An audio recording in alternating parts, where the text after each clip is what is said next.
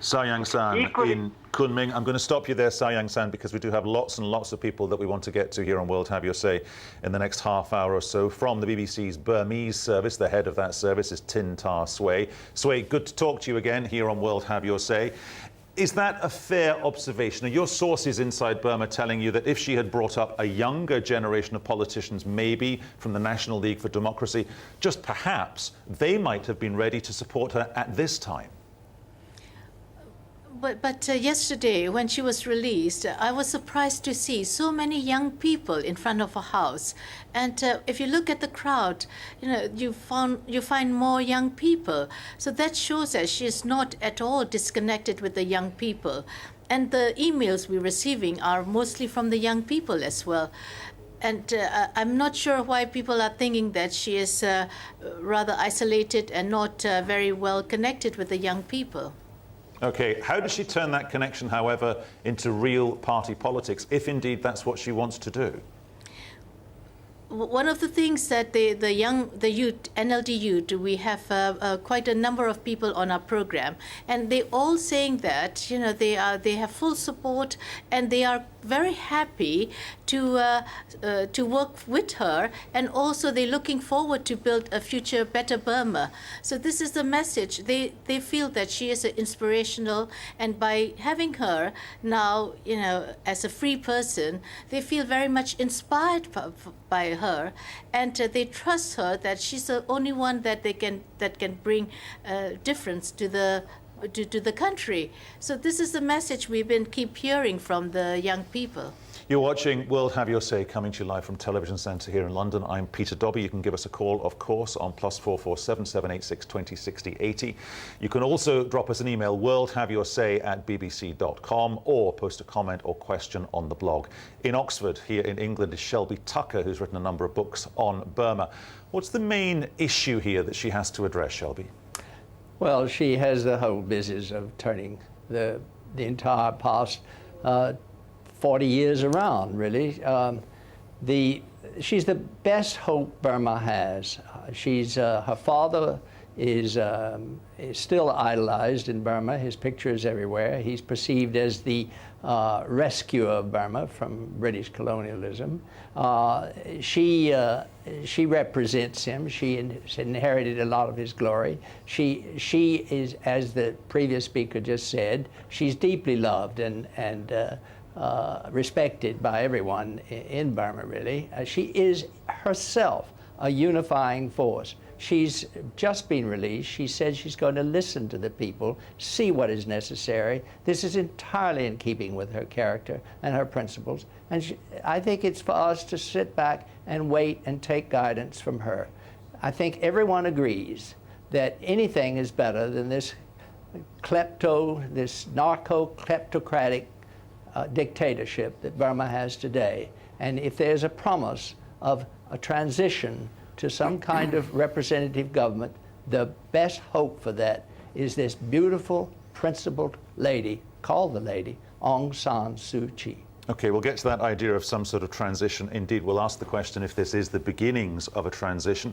We'll take a couple of emails. Abdelahi in Morocco emailed us at worldhaveyoursay@bbc.com to say the release of Aung San Suu Kyi is just a political ploy by the ruling military. She wasn't allowed to campaign during the last elections, which secured a sham victory for the military, who still control the country with an iron fist. N. Jairam, an Indian living in Hong Kong, emailed us to say Aung San Suu Kyi is, quote, free at last, but the elephant, not to mention the dragon in the room, is the support for the Burmese military regime from its two largest neighbours. Joining us now on Skype is Maung Maung, a Burmese expat living in Norway. Maung Maung, when you saw the pictures, when you heard the news conference, what went through your mind? Well, I was elated and I was very happy, of course. And in the meantime, I also see the struggle and the challenges that I was waiting for, actually. So I am very, very happy, but I would like to be more positively skeptic or cautiously optimistic, so to speak. Okay, what do you think the military will do next? I'm assuming here that they won't retire to their fabulous new palace, their fabulous new houses of parliament, if you will. They're not going to sit back there and say, okay, Aung San Suu Kyi, you take over, you run the country. Well, given the current political setup, that is not going to happen. Because they are releasing her. They have released her because they feel like more confident now than ever.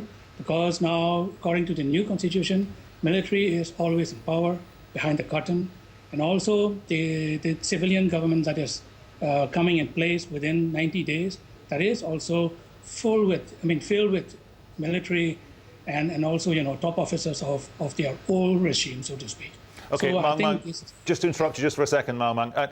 Let's just throw this open. We've got some of the best analytical minds on the affairs and the politics and the backstory to Burma here. Maung Maung, is there anything that you would like to ask everyone else that we're talking to today? Well, yes, actually, I have one, yes.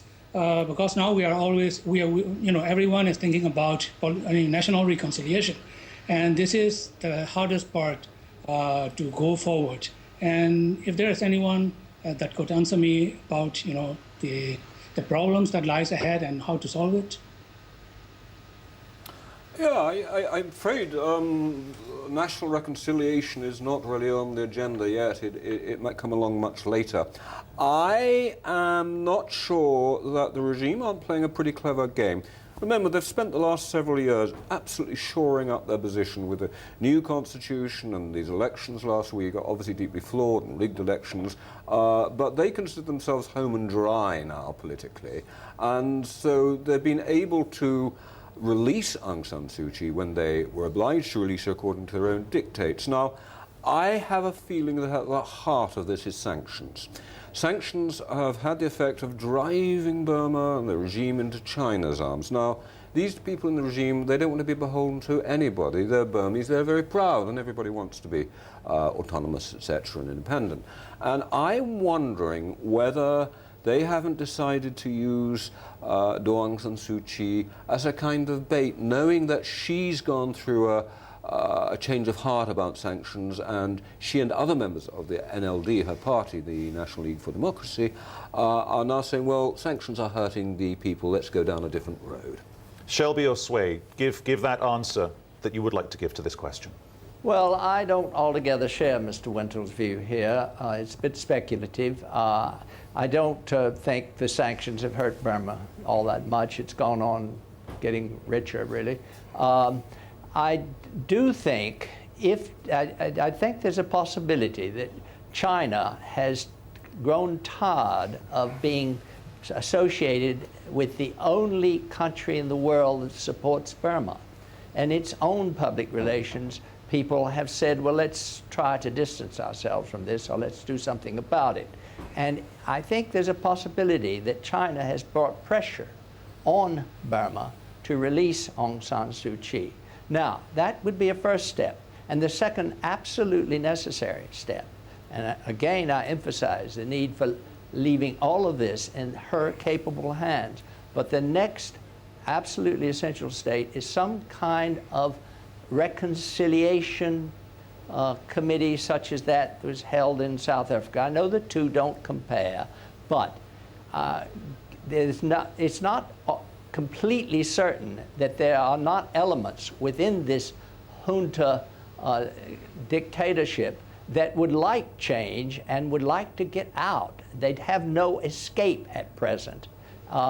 There must be junior officers at press for this, and even soldiers from the ranks. So the feeling, if you talk to Burmans, the hatred is extreme for this, this dictatorship, and I think that this may have percolated up.